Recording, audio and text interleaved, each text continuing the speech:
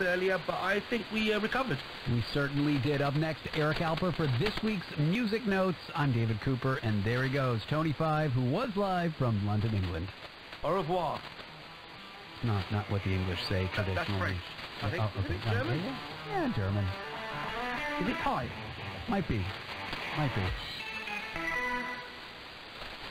Following the story. More homes for everyone act are planned for the medium term. And let's review the numbers in the years to come. And talking to the people. Small change to the speed limits of some of Ontario's biggest highways. That have answers. Extending it to other sections of highways across the province. And then talking to you. I think people are already going 10 over, so it may mean that everyone's going another 10 over. To understand even more. You know, as long as the cops do their job in enforcing the speed limits. For all your breaking news, traffic, and weather, hear it on News Talk 1010 Toronto.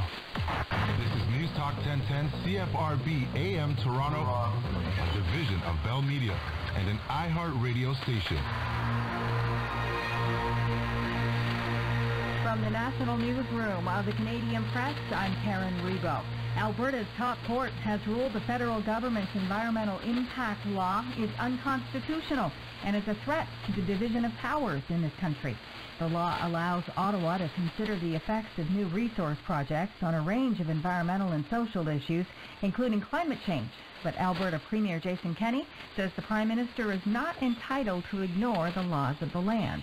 It's not really a question of opinion. The Prime Minister seems to be missing this. Just go and read the letter of the law. The Constitution of Canada, the ultimate law, Section 92A. Provincial legislatures have the exclusive authority to regulate the production of natural resources, including oil, gas, and forestry. Prime Minister Trudeau says the law delivered on a promise to restore public trust in how decisions about major projects are made. He says the federal government will appeal that Alberta court decision. Ukrainian President Volodymyr Zelensky says Kyiv's military has made small gains by pushing Russian troops out of 4 villages near the eastern city of Kharkiv. And his country's foreign minister has suggested that Ukraine could go beyond just forcing Russia back to areas it held before the invasion began 11 weeks ago. Meanwhile, Ukraine's natural gas pipeline operator says it will stop Russian shipments through a key hub in eastern Ukraine starting Wednesday. U.S. lawmakers have passed a nearly $40 billion military and humanitarian aid package for Ukraine.